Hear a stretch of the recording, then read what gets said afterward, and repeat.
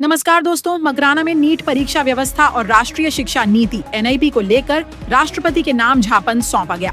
Advocate Abdul Karim Sisodia के नेतृत्व में छात्र एवं युवा रैली निकालते हुए SDM कार्यालय पहुंचे और केंद्रीय शिक्षा मंत्री धर्मेंद्र प्रधान के इस्तीफे की मांग की।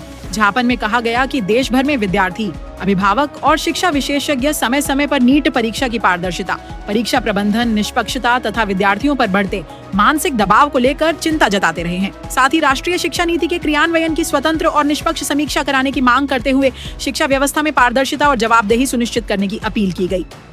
ज्ञापन में यह भी कहा गया कि यदि जांच में केंद्रीय शिक्षा मंत्री अपने दायित्वों के निर्वहन में अपेक्षित स्तर पर सफल नहीं पाए जाते हैं तो नैतिक आधार पर उनसे इस्तीफा लिया जाए। प्रतिनिधिमंडल ने शिक्षा व्यवस्था में सुधार, विद्यार्थियों के हितों की रक्षा तथा अभिभावकों और शिक्षकों की भावनाओं का सम्मान करते हुए आवश्यक कदम उठाने की मांग की।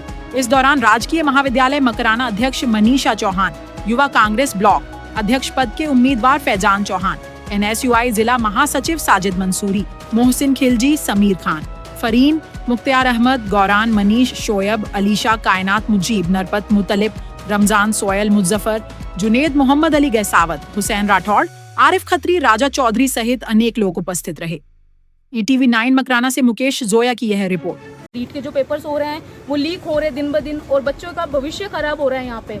और वहाँ पे दिल्ली में आप लोग देख रहे हो कि वहाँ पे बच्चों के साथ में इतना अत्याचार हो रहा है, वहाँ लेडीज को इतनी गंदी तरीके से वहाँ पे ट्रीट करा जा रहा है, क्योंकि यहाँ पे स्टूडेंट के साथ में कोई पावर नहीं है, इसलिए आज वो लोग इतना अत्याचार कर रहे हैं। उन लोगों को ये नहीं दिख रहा है कि किसी किसान का बच्चा भी वहाँ पढ़ रहा है, जमीन बेच के वो अपना किसान किसी जैसे वो अपने बच्चों को पढ़ा रहा है वहाँ पे, और वो लोग सोच नहीं रहे हैं और वो बच्चों के साथ में पेपर लीक कर रहे हैं। धर्मेंद्र प्रधान जी से मैं एक ही चीज कहना चाहूंगी कि आपसे निवेदन है कि आप अपना इस्तीफा दे दीजिए, नहीं तो बच्चों का भविष्य आपके भरोसे तो डूबा हुआ है ही।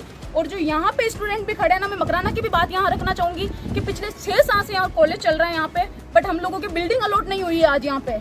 और वो क्यों नहीं हुई है उसका रीजन कुछ भी नहीं पता है। कभी बोलते हैं बिल्डिंग तुम लोगों को यहाँ मिलेगी, कभी बिल्डिंग यहाँ लोग मिलेगी, और आज हम लोगों ने फिर से ज्ञापन दिया है और उस ज्ञापन का हम लोगों को इतना ही बोला है कि हम लोग जल्दी से जल्दी आपके लिए जमीन तो अलॉट नहीं करवा पाएंगे, बट हम लोग आपको रहने के लिए, जमीन के लिए, बच्चों को रहने के लिए जगह दे देंगे।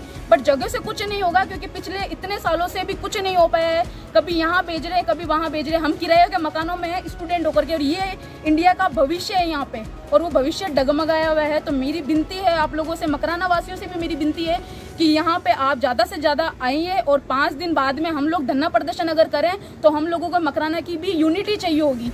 तो हम लोग यही बोलते हैं, कोई भी नेता नांगल ऐसा ना हो कि हम लोगों की ये बोले कि आप लोग यहाँ से उठ जाइए। हम लोगों को ये चाहिए कि वो लोग आके भी वहाँ बैठे और हमें लोगों को बोले कि हम आपका समर्थन करते हैं यहाँ पे। धन्यवाद।